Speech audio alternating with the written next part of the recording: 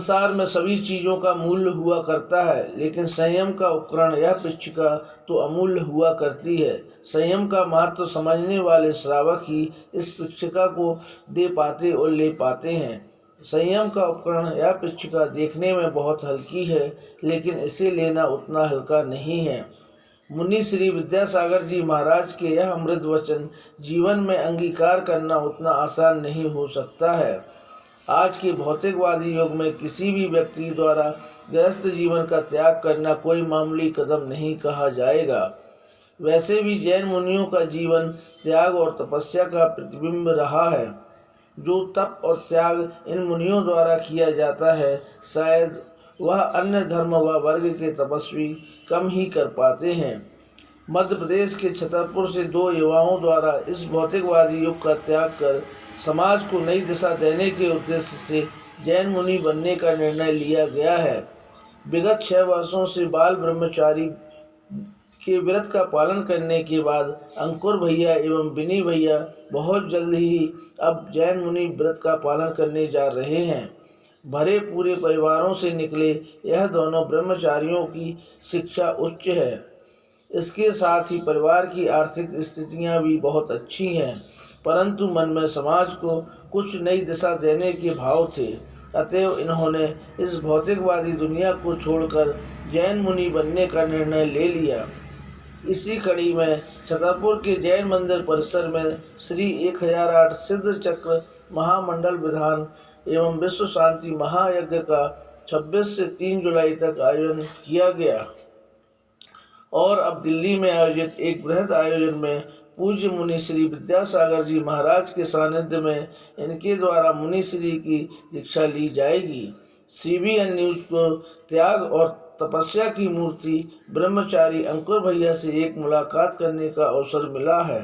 आइए सुनते हैं उनकी विचारधारा। अंकुर भैया जी, CBN न्यूज़ में आपका स्वागत है।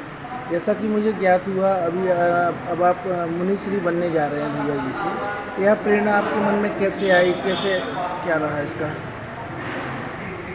भगवान महावीर स्वामी ने अहिंसा परमो धर्म का संदेश जन जन के देशवासियों को दिया है और उस संदेश को सुनकर पूर्व से ही परिजनों के सदाचरण को देखकर साधुओं की संगति को प्राप्त करके उस मार्ग में जाने की ओर प्रेरित हुआ। और यथार्थ तो जीवन का यथार्थ स्वरूप तो वीतरागता ही है, अहिंसा को स्वीकार करना ही है, क्योंकि संसार में निरंतर हिंसा ही हिंसा का तांडव मचा हुआ है। चाहे इस देश में देखें या विदेश में देखें, कहीं भी देखें, भगवान महावीर के सिद्धांत को सुना, जाना और जब समझ आई उस बात को सुनने के बाद, तो फिर उस मार्ग में जाने की प्रेरणा अपने आप अंदर से हुई। और आचार्य भगवान श्री विशुद्ध सागर महाराज जी के छत्र छाया में रहकर 10 वर्ष से अध्ययन करते हुए उस जैन दर्शन के गुण सिद्धांतों को और जाना, और जानने के बाद फिर उस पथ को स्वीकार करने की अंदर से दृढ़ता आई। और आज आचार्य भगवान के गुरु जी के आशीर्वाद से हम और हमारे साथ एक और छतरपुर के 2 भाई विपुल भैया, जिनका नाम है, हम दोनों भाई माह अक्टूबर या नवंबर में उस जैनेश्वरी दीक्षा भगवान महावीर की उस मुद्रा को प्राप्त करने जा रहे हैं। गृहस्थ जीवन को छोड़ना इतना आसान नहीं होता है। गृहस्थ जीवन को छोड़ना इतना आसान उन लोगों के लिए है जो मन से कमज़ोर होते हैं। मन में अगर दृढ़ता है तो हम सारे असंभव कार्य भी कर सकते हैं। इसमें आपका घर वालों का कैसा सहयोग रहा है? परिवार वालों ने पहले तो 6 साल तक बहुत परीक्षा ली, मुझे जाने से रोका, 3-4 बार गुरुजी के पास से वापस भी ले आए घर, परंतु अंत में उन्होंने दृढ़ता देखी और पूरे 10 वर्ष के बाद मुझे इस वर्ष उस महावीर की मुद्रा को अंगीकार करने के लिए परमिशन दी। अब आप जब मुनिश्री बन जाएंगे तो आप समाज में आपका कैसे क्या कार्य रहेगा? कैसे? जैसी महावीर की मुद्रा है, जैसे महावीर ने अपने सिद्धांतों को बताया है, उन्हीं महावीर की मुद्रा के अनुरूप ही सारे महावीर के अनुयायी चलते हैं। उसी परंपरा में हमारा भी होगा। जैसे कुछ आपको मैं बता दूं, जो संसार में सबसे शोभायमान चीज़ होती है बाल, उन बालों को भी हम साधु भगवंत बनने के बाद अपने हाथों से उखाड़ते हैं। दूसरा कंफर्ट कहा जाए जीवन के लिए तो गाड़ी।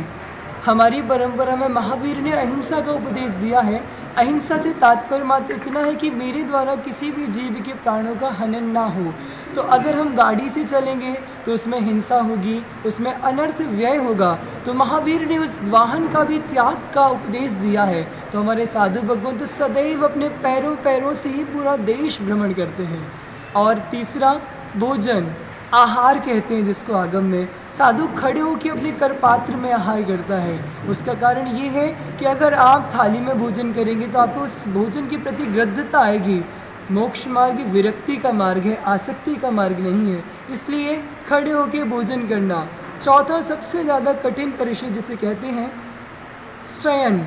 आप और सभी लोग सोते हैं गद्दों में, मखमल के गद्दों में, रुई के गद्दों में, परंतु हमारे दिगंबर साधु भगवान उस लकड़ी पर, नंगा पाटा जिसे कहें, सिर्फ प्लाई के ऊपर और लकड़ी के ऊपर सोते हैं पूरे 12 महीनों तक। साल में पूरे 12 महीने पूरे जीवन ही उनका उस पाटे पर ही निकलता है, न चटाई न चद्दर। ऐसे बहुत सारे महावीर के सिद्धांत हैं। हमारे जैन दर्शन में महावीर की उस चर्या को पालन करना अर्थात तलवार की धार पर चलने के बराबर कहा गया है। बहुत बहुत धन्यवाद। अब आप गृहस्थ जीवन को त्याग करके समाज को एक नई दिशा देने जा रहे हैं और हमारी न्यूज़ की तरफ से भी आपको बहुत बहुत शुभकामनाएं। बहुत बहुत धन्यवाद। छतरपुर के 2 बेटे और मुनिश्री बनने जा रहे हैं। इसमें समाज का क्या योगदान होता है, समाज कैसे अपनी भूमिका निभाएगा? मैं बताना चाहूँगा कि जब भी हमारे यहाँ कोई बाल ब्रह्मचारी मुनि दीक्षा लेता है तो वह पहले लोकांतिक पूरी शिक्षा ग्रहण करता है। BA MA इनकी पूरी शिक्षाएं कंप्लीट हैं और उसके बाद इनके पास नौकरियों के लेटर रखे हुए हैं। वह उनको भी त्याग कर, बड़े पदों को त्याग कर वीतराग के इस पद पे निरंतर आगे बढ़ते जाते हैं, जिसके क्रम में पहले ब्रह्मचारी बनना, उसके बाद जैनीश्वरी दीक्षा इनकी होती है। इन लोगों के मुनिश्री बनने पर कोई कार्यक्रम भी आयोजित किए जाएंगे? जी हाँ, इनकी जैनेश्वरी जो दीक्षा होती है वह बहुत ही भव्य रूप में एक बहुत बड़े कार्यक्रम के रूप में होती है, जिससे और भी लोग लाभान्वित होते हैं और कई लोग इनसे प्रेरणा लेकर के भी ब्रह्मचार्य व्रत का अंगीकार करते हैं और मुनि दीक्षा की तरफ आगे बढ़ते हैं।